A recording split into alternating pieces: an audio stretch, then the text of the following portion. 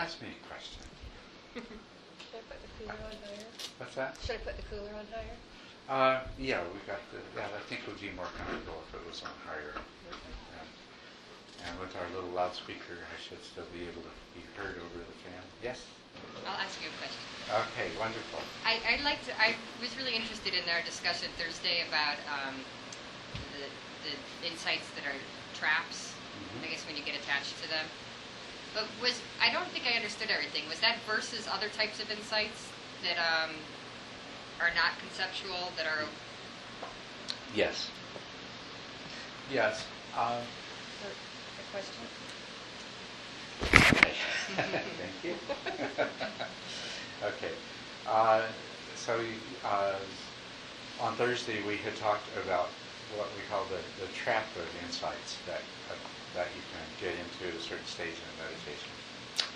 And the question was, are those insights different from non-conceptual insights? And they are. That, as a matter of fact, that is the difference. The insights that we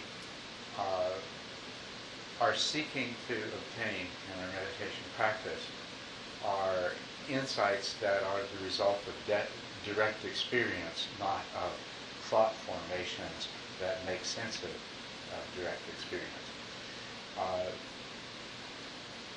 And these are insights to do with the fundamental truths of the way things are. So any insight that comes up that's in the form of a thought or interpretation that is making sense of things, this is an insight that can be and often is very useful, but it's not the deepest kind of insight that we're going for.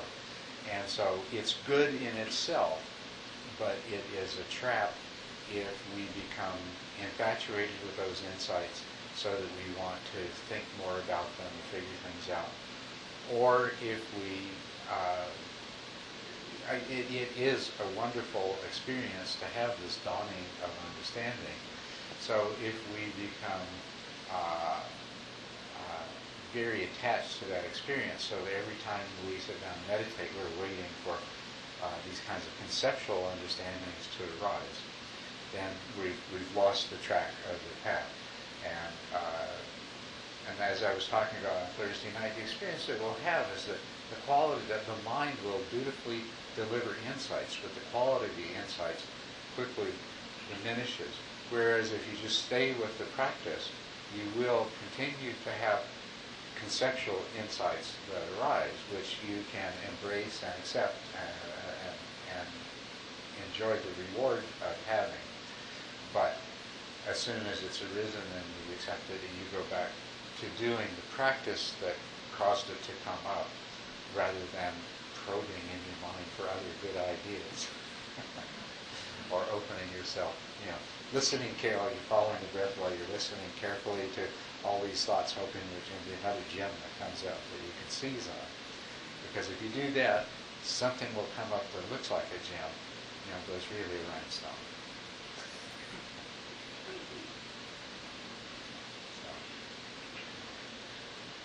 The insights, to explain a little bit more, you didn't ask about this part, but I'm curious about it.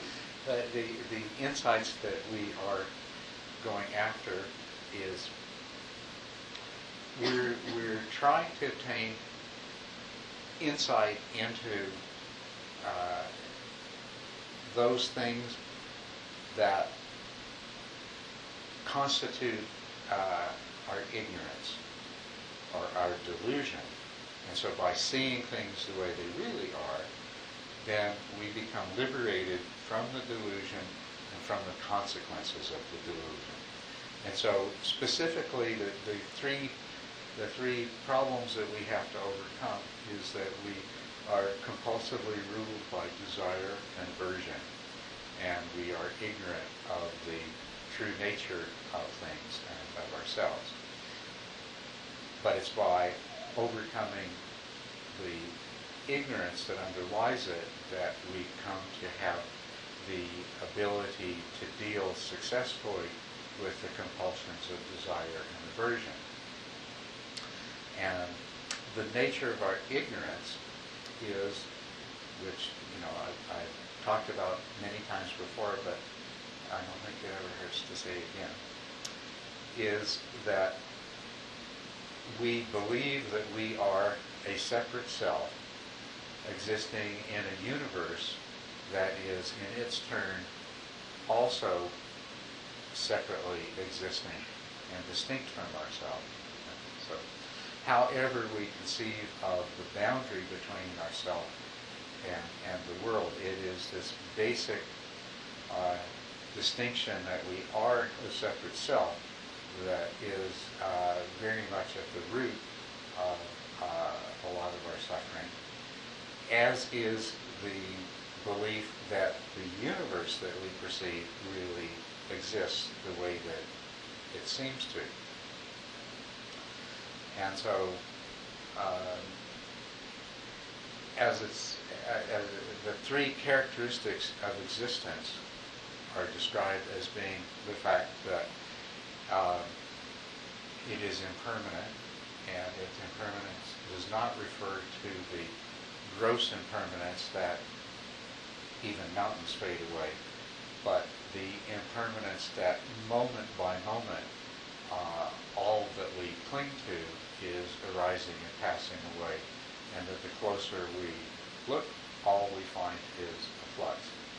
Secondly, that there is no self to us or to other things, or the other way of describing it is to say emptiness. And this is, the fact is that we're trying to discover through our insight is that the mind creates an illusion of self that we cling to, and that the mind creates an idea of the way the world is, but it is not an accurate reflection of any reality that's out there. What it really is a reflection of the contents, the lifetime accumulated contents in here that produce that particular interpretation. And so that both the sense of self and external reality are empty. And then the third characteristic of existence is that it is unsatisfactory, often unsatisfactory to the degree of outright suffering. And that this is logical and reasonable, that if you cling to that which is impermanent and has no self-nature and is only a projection of your mind, you're bound to end up dissatisfied. And that that all of the things that we feel and think and say and do as a result of our attachment to the belief that we are the separate self that we think we are is at the root of our suffering. So that's the three characteristics. So when we're talking about Vipassana or insight, which is the goal of the practice, this is the insight that we're looking for. Insight into this deep layer of impermanence, this profound fact of emptiness, and this inevitable consequence of dissatisfactoriness that comes from clinging to and attaching to what is impermanent and empty. But we're looking for this as a direct experience, so it makes it a vipassana, or an insight with a capital I, the way it's usually expressed in English, as opposed to just an ordinary insight, is that it arises from direct experience rather than through cogitation. Because all of these characteristics are intellectually understandable, and they are intellectually graspable. And as a matter of fact, the more that you think about them, the more you realize, well, yeah, it really is true. That's the way it is. But it doesn't change the way that your mind reacts. It doesn't change the way the feelings that arise and the kind of actions you perform out of them and the suffering that results. that change only takes place when there is a deep level of intuitive understanding of that penetrates to a very deep level.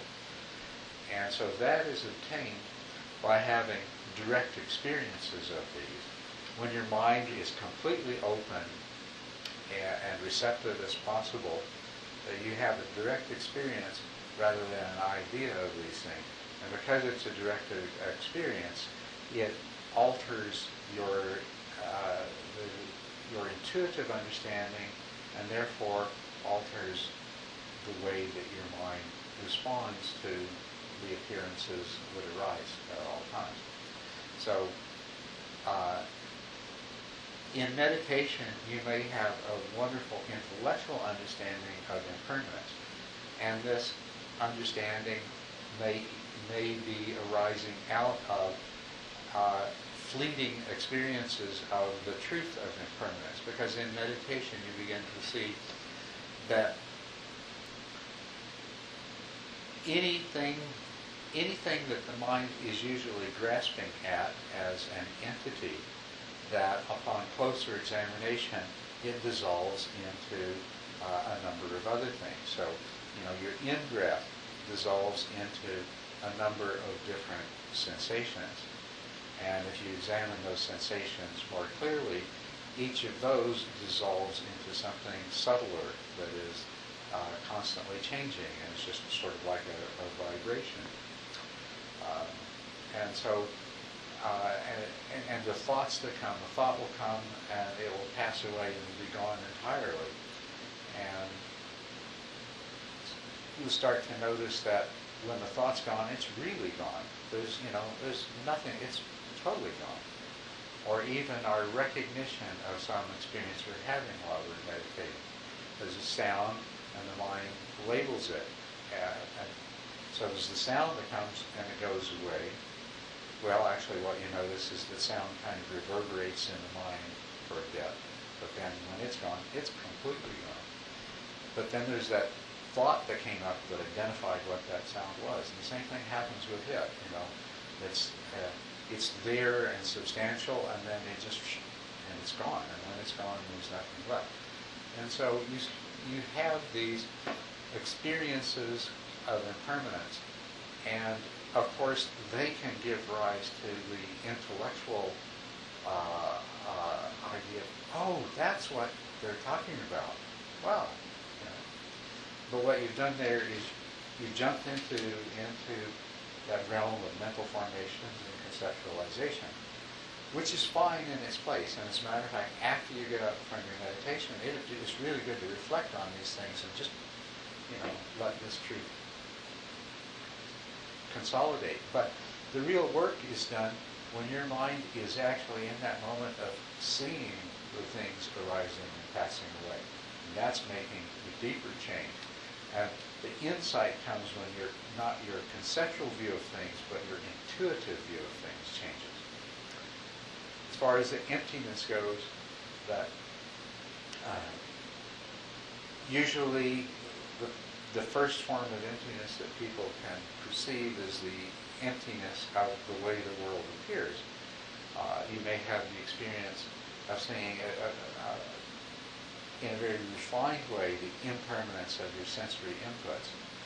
And what happens is that it's a constant flux, but your mind grasps onto any pattern that repeats and gives it a label, an identity, and of course, over a lifetime you've constructed a whole understanding of how the world is. So a particular visual input or auditory input or any kind of sensory input, any combination of those, what it does is it immediately triggers the rising in your mind of this idea of what that object is, that there is this substantial thing called a fill in the blank. And that comes along with all these things that you know about that substantial thing and all of your feelings about it, how much you like it or dislike it, or the good or bad experiences you've had with it, everything else. So in your meditation, as your mind becomes clearer and more settled, you'll have the experience of recognizing, catching your mind in the act of creating some piece of the world out of its ideas of what the world is. And there will come that clear recognition that, my goodness, everything I've ever known has really happened in here and not out there. You know? And that is an intellectual understanding, and it's very good. Same thing as with impermanence. But the most valuable work happens with just the seeing of it. So if you can continue to observe that, rather than launching into, what you could do when that happens in your meditation is you stop observing the phenomena as they're experienced, and the mind succumbs to the temptation to think about it, remember what you read about emptiness, and all of these things, and understanding it. And like I say, that's a good thing in its place, but you've lost this opportunity. You've got your mind to the place where you were actually having a direct experience of that was conveying the substantial truth, that wherever your sensations arise from, your mind constructs what you experience out of that, and there's no necessary any assumption that the representation in your mind actually corresponds to what's out there is totally unverifiable. It's that direct realization that, oh my gosh, and just looking at that, oh my gosh, more and more, and I'm getting off into thinking about it, that makes the deeper change. And that's the insight into that. And the same thing applies to the third of the insights, is that as the understanding both conceptually and intuitively of these things matures, then the mind comes to the obvious conclusion that if I grasp to something that is in flux, it's going to be gone. I'm never going to succeed in grasping to it, and if I try to make my happiness depend upon it, it's always going to be lost.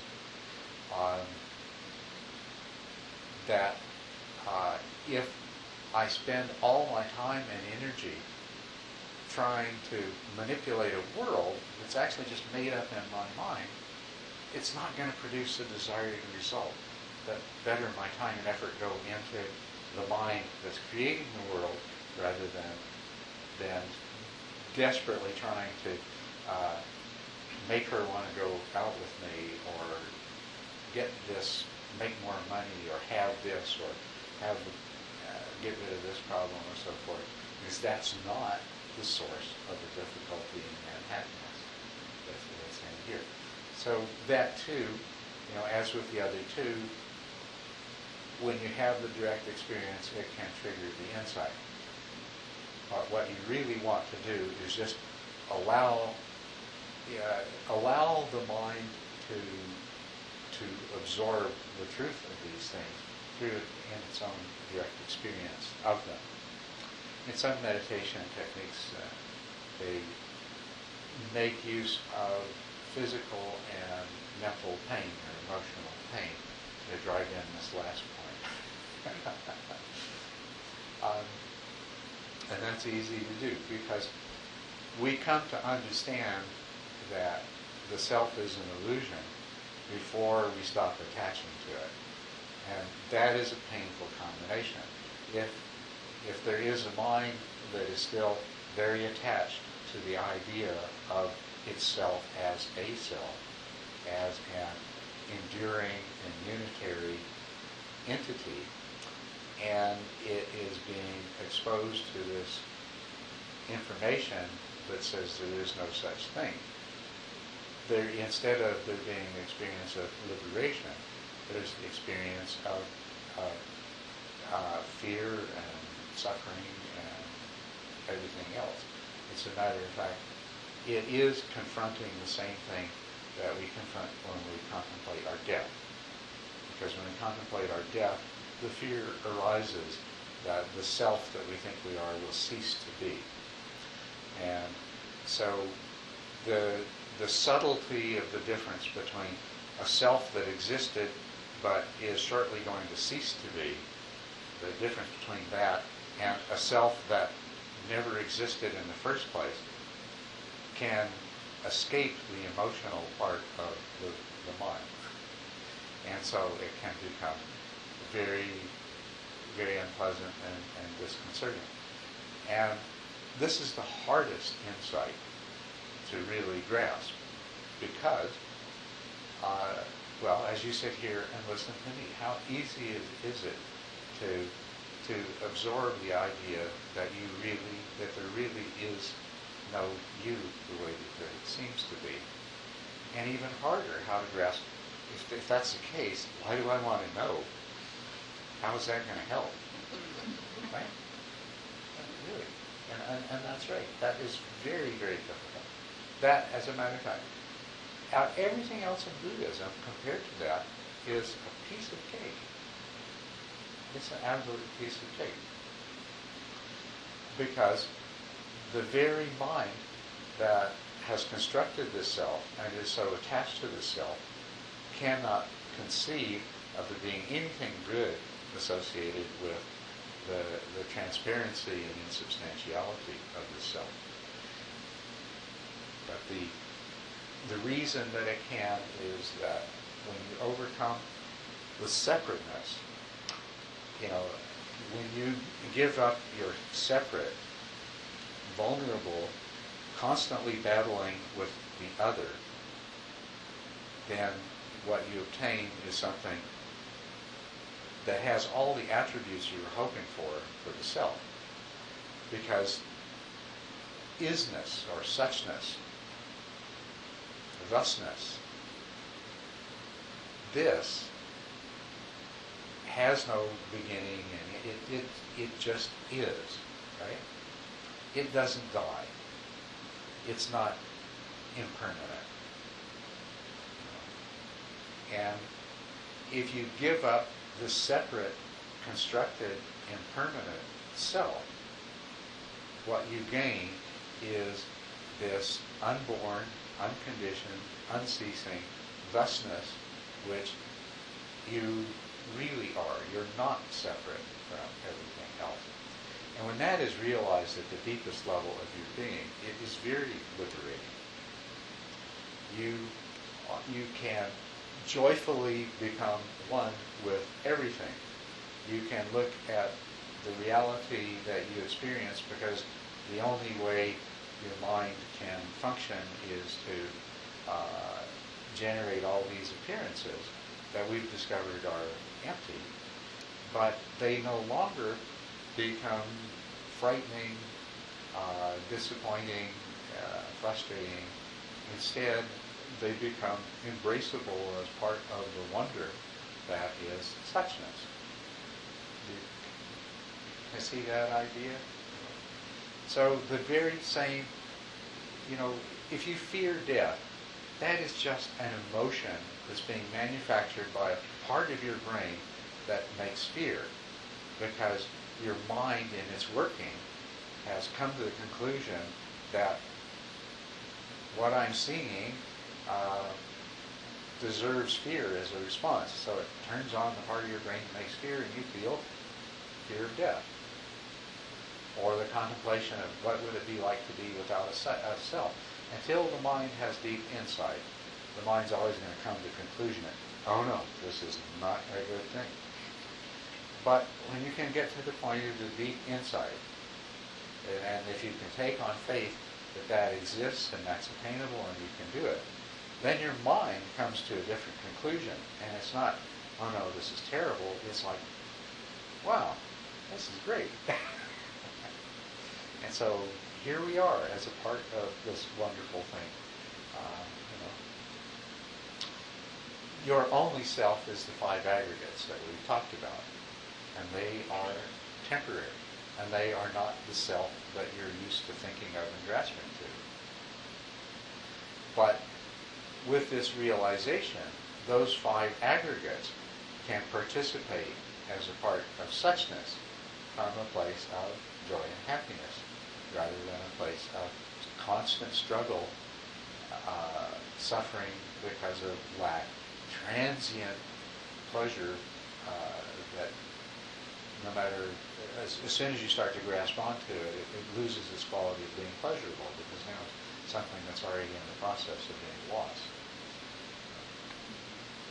So this is the insight that we're looking for, not the intellectual understanding. The more deep insight you have, the easier the intellectual understandings are. And that's why it's really counterproductive when you get a taste of deep insight and an intellectual understanding arises. They get caught up into the intellectualization because you're depriving yourself of the real fruit and benefit. You want to go for more of that deep insight. The work together, though, the more easily, these are pointing out instructions that the Buddha gave. When he talked about the three characteristics and he formulated this whole practice based on obtaining these insights, it's telling you what to look for. And in the sutras, he gives a lot of descriptions that the first time you read them with no meditation practice, it's, what on earth is he talking about? But then as you have more experience and you go back and read the same thing, it begins to make sense because it's pointing to something. It's telling you what to look for, and how to look for it. And so the intellectual side of it has a purpose. And there are some practices that involve a lot of thinking about and analysis of these facts, analyzing and convincing yourself that at an intellectual level that these things are true. Because it helps to orient the mind towards recognizing the direct experiences that you have in meditation. And the other thing that is really significant in this is that these direct experiences are not unique to meditation, nor are they rare and hard to come by. They just mostly go unrecognized. We are all of the time having direct experiences of the very things that we're seeking insight into. But through the lack of adequate pointing out instruction and intellectual grasping, we don't know the significance of what arrives right in front of our face.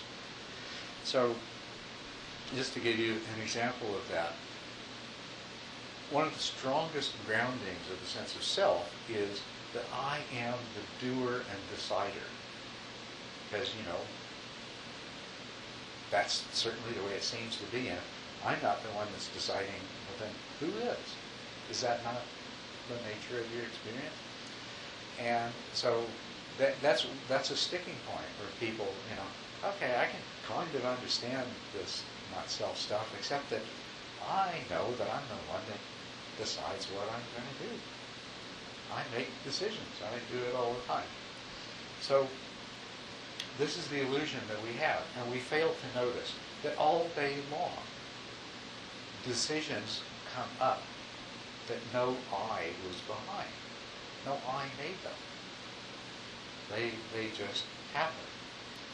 And because the I that we think we are is happy with those decisions, it says, oh, that was me. I decided that. And they'll even be, yeah. Do they just happen willy-nilly, or do they happen through habits and some input coming in through the sense, like you see a pizza or something, and then next thing you know, you're eating it? Yes. The question is, do they happen willy-nilly, or do they happen due to habits and things? Some input coming into the senses. They happen because of input and habits and pre-existing formation. So you may see a pizza, and the next thing you know, you find that you're eating it. And that's because you've seen and eaten pizzas before, and that's because they gave you a sense of pleasure, and some unconscious process is adding up all kinds of different things and says, oh good, the pizza's ready, I'll have a bite. But even getting out of it, it's very interesting. uh, William James, the sort of the father of modern psychology, and he wrote this huge book back in 1905 of the Principles of Psychology. And he spent a lot of time thinking, has whole chapters on the self and making decisions and things like that. And he had some of these basic insights, the ones that, and he had enough understanding and recognizing their importance. One of the things he talks about is getting out of the bed in the morning. And back in those days, they didn't have central heating. In winter, it'd be kind of cool. You know. And he was very aware of the fact that he would wake up and that some part of him would say, well, we've got to get up, we've got a lot of things to do. And some other part of him would say, no, it's nice and warm in here, I don't want to do that. You know, and so he would just watch his mind, and lo and behold, at some point his body would get up and start getting dressed. And it was like, wow. And so he noticed that this happens all the time, that decisions and ensuing actions, even while we're thinking about them and wrestling back and forth with pros and cons, at some point, somewhere, a decision gets made and things happen. This happens all the time. So, and it's the same case with all of these other things. I mean, none of the things that we can say about the dissatisfactory nature of the way we perceive the world and the way we interact with it is foreign to our experience. We understand it intellectually, and we keep getting hit over the head with direct experience, direct examples of that. But because we're frozen into a wrong view, we're not able to see what's being presented to us. And so the value of the Dharma teaching and the value of the intellectual understanding, the value of the things that the Buddha pointed out to us, is it helps to change that view so that we're able to see the truth that's being presented to us over and over and over again, instead of constantly denying it and going back and doing the same things over and over again. Because that's the problem that we have. That our unhappiness and suffering throughout your entire life it may seem to have been due to different causes at different times, but regardless of the circumstances that are apparently the cause of it, the fact is that it's always happening because of the same pattern, that you believe there is a world, there is a self, my self wants to be happy and to avoid unhappiness, and therefore I am struggling with the world to make things happen the way they need to for me to be happy and not be unhappy.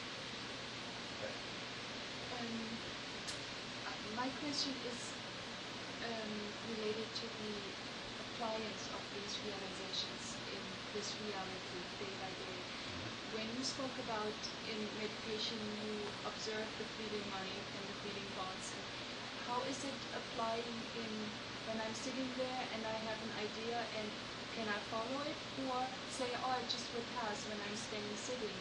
So is it like can it lead to passivity? Passivity, is it right? Passive reaction instead of going and following this spark, this idea, whatever it is. And that also relates to the self. In this life, we have to have a self to function, right? To move on in this world, whatever that world is. So how do you apply that that insight of impermanence to, and here I stop and I'm going now and doing something, which is a self, an ego act, but it is also a function to live. Okay, so this is a large question, and I'm not sure that I heard you well enough to be clear on all parts of it. Now, first of all, are you talking primarily when you're not meditating? Yeah. Okay. Yeah. How to apply this in my daily So life. how to apply this in the world when you're out there doing things. So a thought or intention arises, and basically, what do you do with it, and what's the significance of it? And behind this is also the question that Well, if there's not a self, who's going to do anything, or how's anything going to get done? Right. Right. And you see, this is what I mean about this is the hard part, because this is what we tend to think, that, well, if I didn't have an ego and I didn't have a self, then I'd never get anything done. I'd never do anything. I'd never want to do it. But that's not true. But the reason that it seems that way is because you have the illusion that it's a self that's been doing stuff. And the fact is, it hasn't. Nothing you've ever done has been done by yourself or decided by yourself. Yourself is a mental construct, and it's born new every time it arises in your mind. This is one of the things that you can come to be aware of, is that sometimes there's just the experience, no self. And then other times there's a self, and actually when there's a self, that's what you're experiencing. You're not experiencing the other stuff. You're interpreting the other stuff in terms of the self. And then you go back to experiencing whatever you're experiencing, and there's just the experience. But yeah, people struggle to understand this, and quite understand, it's easy to see why they do. That if you're imagining that you're going to get to a place where the self that you used to have is no longer there, so therefore, how am I going to do things? The truth is that the self was never necessary.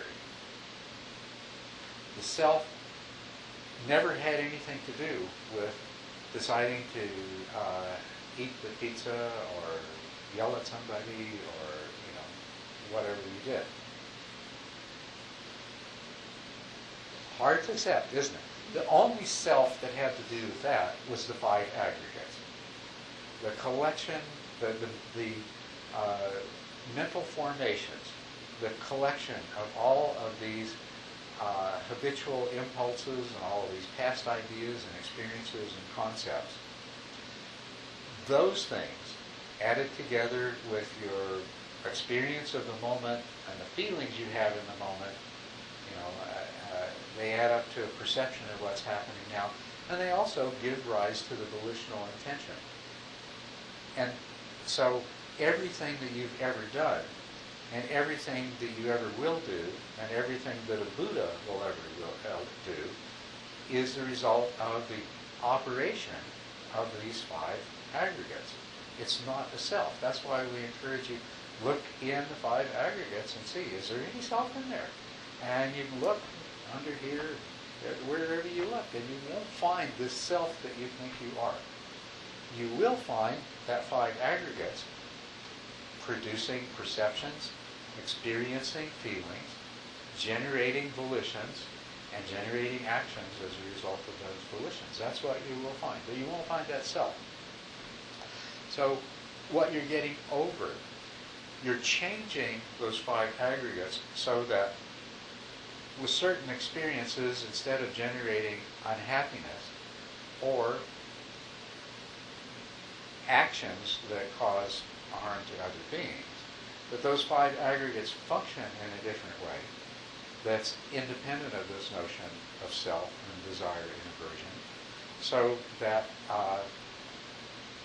the experience of suffering is not generated by those 5 aggregates. And the intention to commit actions that are harmful to others don't arise. So in that way, you and a Buddha are no different. It's just the Buddha has overcome all this other conditioning. And the Buddha has removed from the 5 aggregates the tendency to act and to feel as a result of desire and aversion. The way the Buddha has done this is by acquiring wisdom that obliterates the ignorance or delusion that those were based on.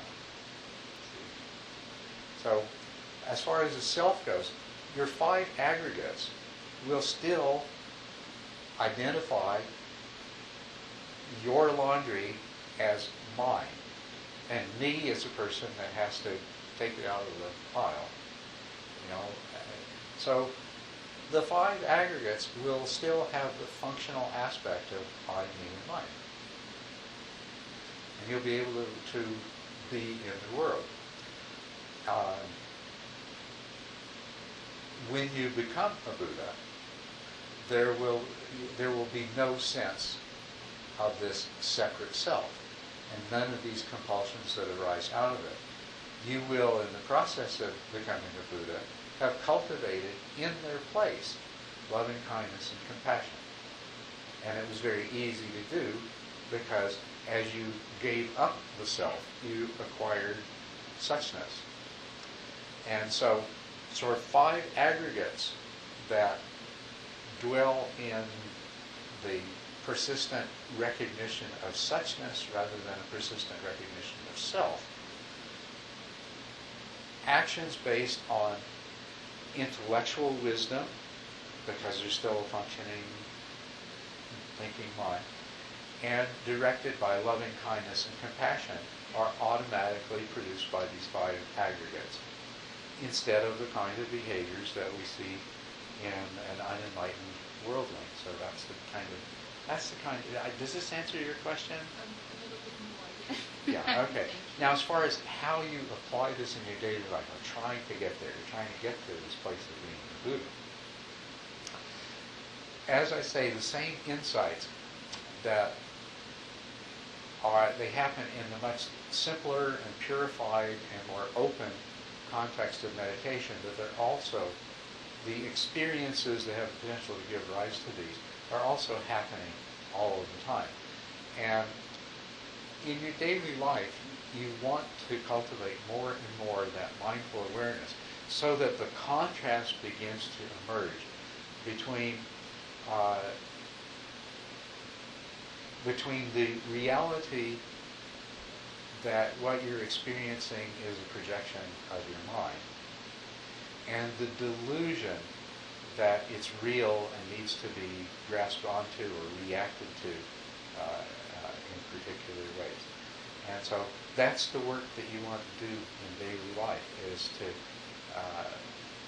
to see these very same things. Now, when in meditation, when you have a direct experience, you want to continue to have direct experience. In traffic, that's not a good idea. In traffic, you may need to accept the value of the experience that has arisen and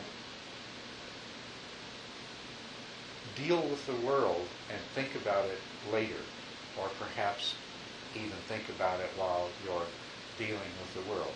But you can't afford to stay always in that open place. Sometimes you can, though. Sometimes you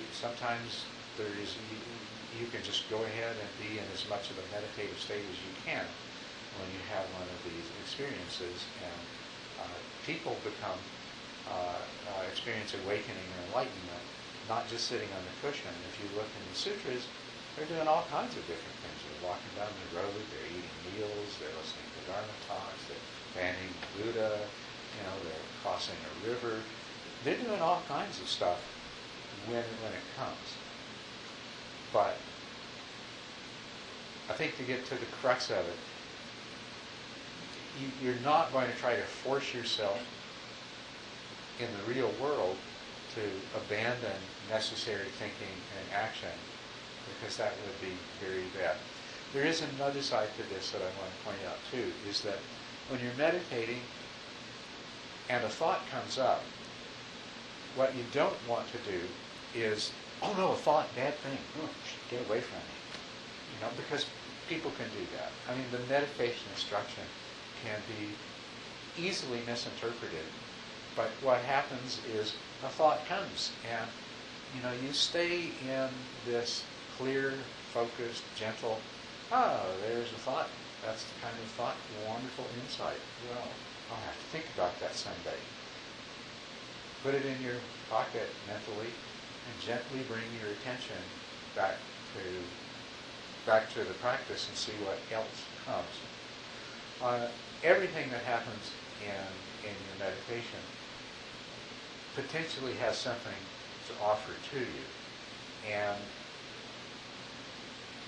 doing the practice properly doesn't mean that you have to scoot away from anything that arises so quickly that you don't have a chance to see it and understand what it may have to teach you.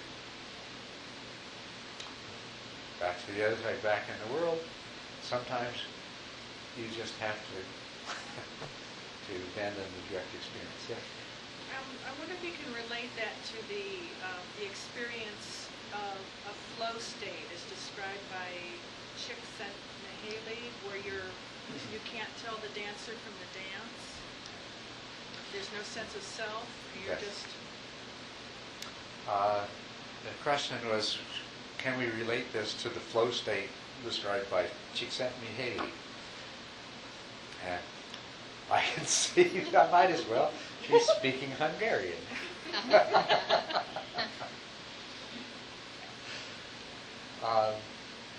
Csikszentmihalyi is a psychologist, a brilliant person who has done a lot of study of a particular state of mind that arises, not in meditation, that he has designated as flow. And this is when people become extremely absorbed in an activity and they are blissfully happy and they have lost all sense of self. And this is very much related to that. Because we all have flow experiences. Csikszentmihalyi has studied those people that have frequent, prolonged, intense flow experiences. But we all have flow experiences where we become absorbed in suchness to a degree that we are no longer aware of ourself. We are just being, doing. And when that happens, it is it is a very calm and happy, or tranquil and happy place of mind to be, whether it lasts for a short time or a long time. You all know what I'm talking about? This is what he talked about, this flow. He studied the people that get into this really intensely for long periods of time. Some surgeons, for example, they love tinkering with other people's brains, and when they get into it, they're blissfully lost in what they're doing, no thought of anything else. This relates to a number of things. Every time we immerse ourselves in suchness, then we will have temporarily freed ourselves from the sense of separateness and self. And so that is an experience. That's one of the experiences I was talking about. We all have these experiences if we only recognize them and recognize their significance. And their significance is, holy cow, self isn't necessary, it's optional. Self isn't continuous and unitary, it's on and off. It was just off. Now it's on again.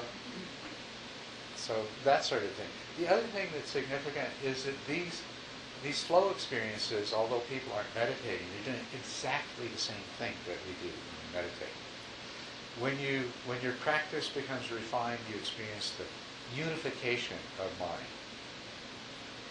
And this means that instead of your mind being this whole crowd of different impulses going different directions at the same time, we're all familiar with that mind. Flow is where everybody's on board with the same thing. Even the parts of your mind that aren't doing surgery are fascinated by watching it. They're not trying to pull the attention somewhere else. They're not throwing up worries and images and ideas about other things. They're with the program. That's what flow is. That's what unification of mind is. And the jhanas, the absorptions, these wonderful meditative states that there is the loss of any sense of separation from the meditation object, and there is a sense of joy and happiness that's associated with it. That's a flow state. Somehow or another, meditators discovered that they could enter the flow state while sitting. And so that's the connection between these. What is really interesting is that flow states are very single-pointed. The jhanas, the absorptions, are very single-pointed. There's just one object, or a very, very limited object. And in flow states, a person is doing only one thing. That's what they have in common. What they tend to lack is introspective awareness, this higher perspective that allows you to objectively examine the nature of the mind itself. And that's the reason that people experience flow states don't become awakened beings. Instead, they seek to repeat the flow states. And if you've ever heard, don't do jhana practice, it's dangerous. And that's the only way it's dangerous, is that a person could just want to keep repeating that experience instead of getting to that place of introspective awareness. Jhana practice is a very powerful insight practice. It provides these kinds of insights. But that's because you have to be in the place of introspective awareness at the moment that you are going into the jhana. And then there's no introspective awareness in the jhana. And then if you rekindle that introspective awareness as you come out of the jhana, then what you are doing is you're experiencing directly the nature of the mind. And these jhanas are like, that's where they become like peeling back the onion. The first jhana, let's take away all sensory experience, and all we've got is the mind. And then we say, okay, well, let's take away even the mental objects that we're observing. All right, let's take away the mental state. All right, let's take away the pleasantness that's there. And then all you got is just the bare conscious experience of the mind and its contents. And it's observing that as you go into it, observing that as you come out of it is very revealing. And I suspect that people experience flow where to cultivate introspective awareness and examine their minds as much as they can in the process. And flow is not as deep as jhana. So they could probably learn to practice introspective awareness the same way we do in meditation while they're in the flow state. In that case, it would be more like the samatha states that precede jhana, is that the mind is unified, it's single-pointed, but it's not immersed. You're capable of stepping back into that higher perceptive level and gaining deep understanding in the process.